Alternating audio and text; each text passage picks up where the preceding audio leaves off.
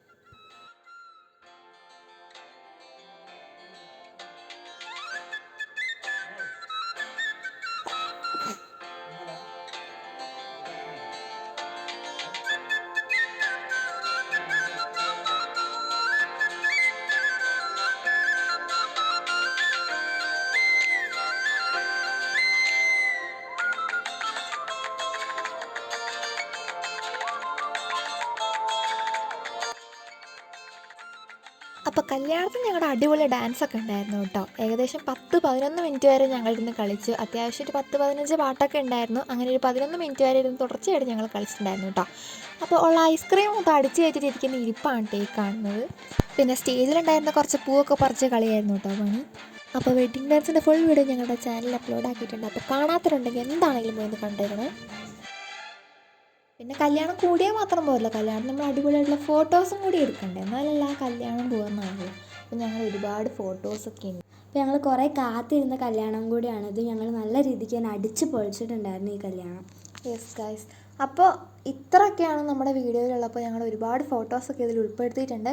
അപ്പോൾ ഇന്നത്തെ ഈ വീഡിയോ നിങ്ങൾക്ക് ഇഷ്ടപ്പെട്ടിട്ടുണ്ടെങ്കിൽ ലൈക്ക് ചെയ്യുക, ഷെയർ ചെയ്യുക, സബ്സ്ക്രൈബ് ചെയ്യുക. അപ്പോൾ ബൈ.